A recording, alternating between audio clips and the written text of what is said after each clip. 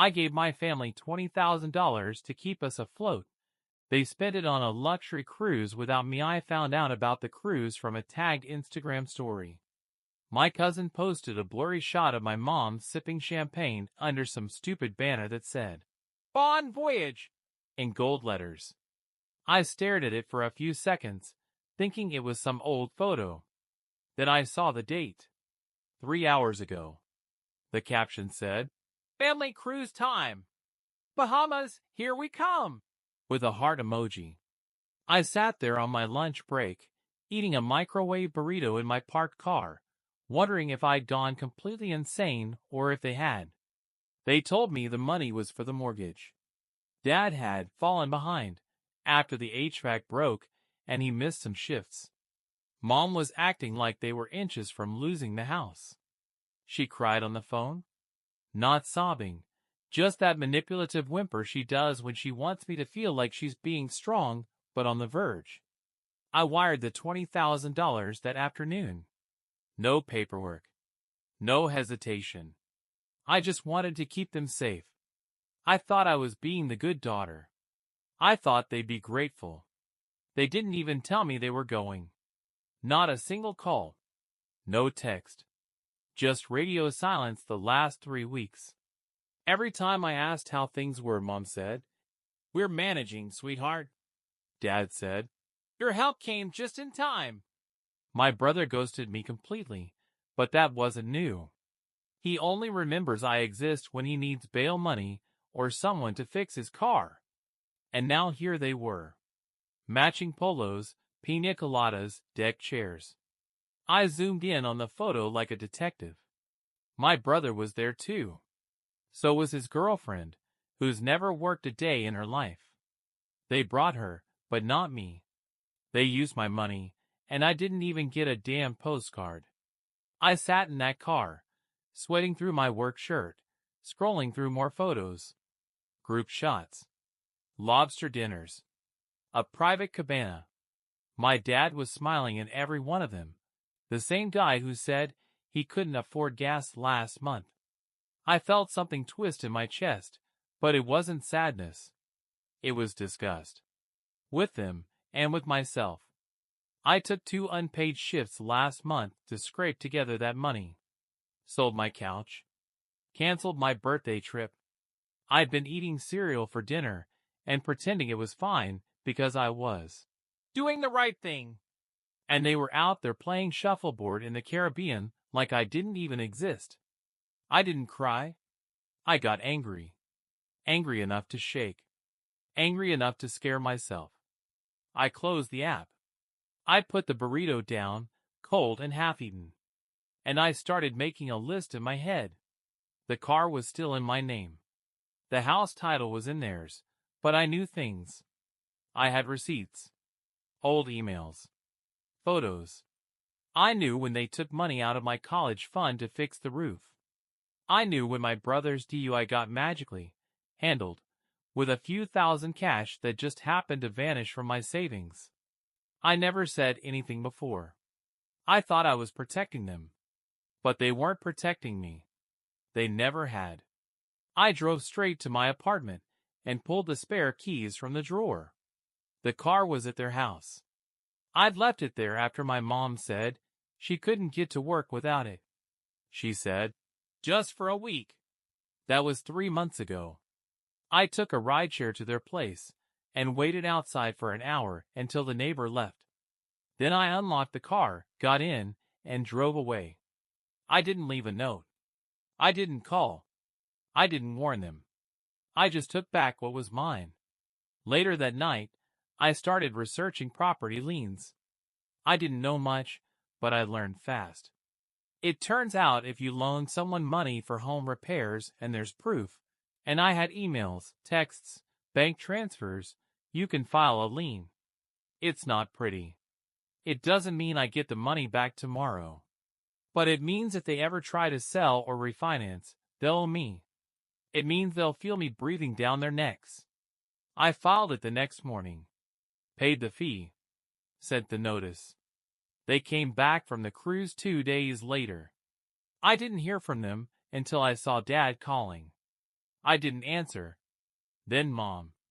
Then my brother, finally remembering I exist. I let it all ring out. Then the text started.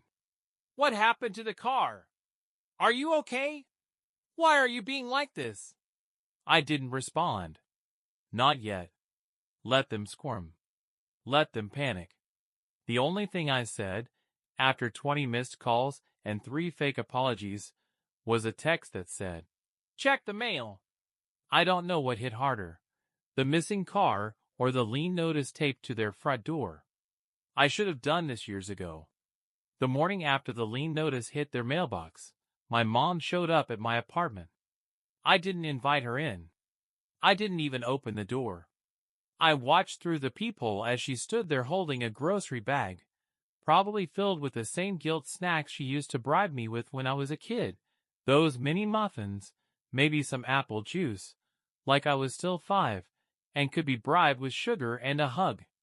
She stood there for 5 minutes, then left the bag and walked away. I waited another 10 before opening the door. Inside the bag was a handwritten note, dramatic cursive, as always, asking me to talk things through like adults and not throw away family over a misunderstanding. Misunderstanding? I screenshotted it, threw the muffins out, and closed the door. That was their angle now. Pretend it wasn't betrayal, just confusion. My dad followed up that night with a text that said, we thought it would help everyone relax after the stress. Everyone. Except me. The one who paid for it. The one they left behind. I didn't respond. I spent the next few days canceling the shared stuff. I took my name off the utilities I'd stupidly still been helping with. I closed the joint emergency fund I'd set up for them after Dad's scare last year. I should have done it earlier, but I was scared they'd fall apart without me. Turns out, they were already fine, just hiding it behind the same fake helplessness they've used for years to keep me in check. They started turning up the heat after that.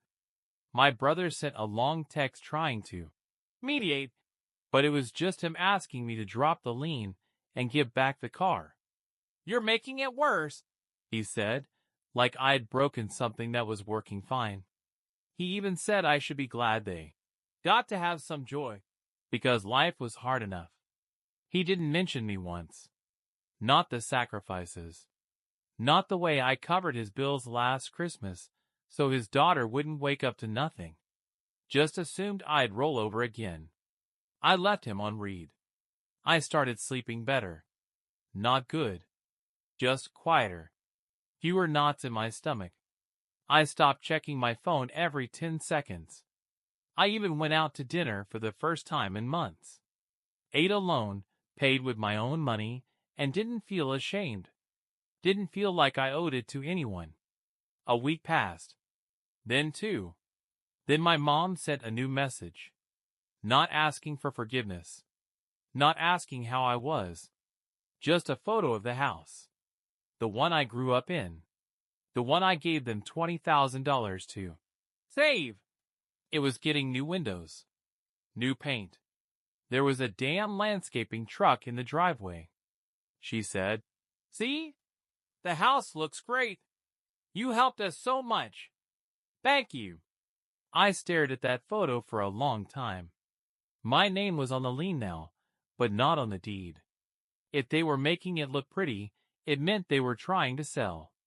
They knew I had filed the lien, so they had to pay me back before they could close on anything. This wasn't gratitude. This was damage control. They thought if they played nice, I'd cave. That I'd feel guilty and drop everything because it was family. That word used to mean something to me. Now it sounded like a leash. That night I made a plan. I'd move out fully. Not just emotionally, physically, financially, legally. No strings. I started looking at jobs outside the city. Started deleting shared cloud folders, old photos, anything that made me hesitate. I wasn't going to win some big courtroom battle. I wasn't going to get a public apology. But I could disappear from their radar and take my peace with me. I gave notice at my apartment the next day. Found a small place in another state. Nothing big, just enough to reset. I filed the paperwork to keep the lien active, made sure I'd get notified if they tried to sell. Then I packed the car. The one they said they needed so badly. The one I'd let go without a fight until now. I filled it with what I cared about and left everything else behind. I didn't tell them I was leaving. I didn't know them that. I just drove. Out of the city, past the street I grew up on, past all the gas stations and strip malls I knew like muscle memory. It felt weird not to feel anything. I thought I'd cry. I didn't. I just played some old playlist I hadn't touched since before the loan, before the lies, and let the miles stack up. I reached the state line at night. Checked into a cheap motel. Sat on the edge of the bed and stared at the wall. No texts. No calls. They'd stopped trying. Or maybe they were just regrouping, waiting for the next angle. I didn't care. All I knew was this. I was done helping people who saw me as a wallet. Done pretending blood meant loyalty. Done waiting for them to change. They were never going to change. And I wasn't going to wait around and rot with them. 2 months after I left, the house went up for sale.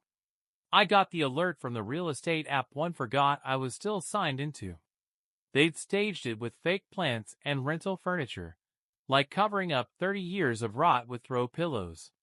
The listing price was high. Higher than I expected. I clicked through every photo like it was a crime scene. That living room used to have my drawings taped to the walls. Now it had white curtains and a fake fireplace. Not one trace of real life left in it. Then the email came. The title company was asking for a payoff amount on the lien. It was working. They couldn't close without clearing me. It wasn't revenge. It was leverage. And for once, I had it. I calculated interest. Legal fees. Time lost. I didn't inflate it. I didn't lowball it either. I gave them the real number, $22,389.42. They tried to argue. Their agent called mine. Said it was excessive, unfair, unreasonable. I didn't respond. I let my paperwork talk. And eventually they paid.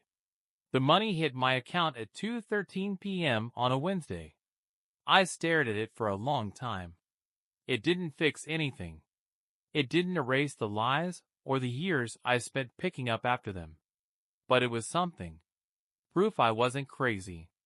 Proof I wasn't powerless. I didn't smile. I didn't cry. I just opened a new savings account and moved it there. They didn't call after the sale. Not a single word. No. Thanks. No. Sorry. No fake olive branch. I assume they think I hate them now. Maybe they're right. Or maybe I just finally learned how to live without being held hostage by their expectations. I didn't tell anyone where I moved. The new town was quiet. No memories, no shared gas station stories, no history waiting to be weaponized. I found a job at a smaller company. I wasn't making big money, but it was mine. Nobody could guilt me into giving it away. I bought a used desk. Set up a tiny kitchen. Started figuring out what I liked when nobody was watching. Some nights were rough. Not because I missed them, because I missed the version of me that believed in them. That blind loyalty. That instinct to save everyone. It was a stupid kind of comfort. And I lost it. On purpose. Other nights, I slept like I hadn't in years. The kind of sleep where nothing's gnawing at you. No secrets, no fake emergencies, no guilt dripping through your phone every time you open a text. I didn't block them. I didn't have to. They stopped trying. A few weeks ago, I saw a post from my brother. His girlfriend had left him. He'd posted some vague caption about loyalty and betrayal. I didn't like it. Didn't comment. I just took a screenshot and moved on. I still have the car. It runs fine. I got the oil changed last weekend and finally took off the old parking sticker from my parents' neighborhood. Felt like peeling off a badge I never asked for. Some people say you have to forgive to move on. I don't buy that. I moved on by packing up and leaving, by not answering their calls, by choosing myself over another rescue mission. I don't know where they live now. I don't care. They sold the house, burned the last thing I ever felt tied to. That used to make me feel like an orphan. Now it just feels like space. Not empty. Not lonely. Just mine.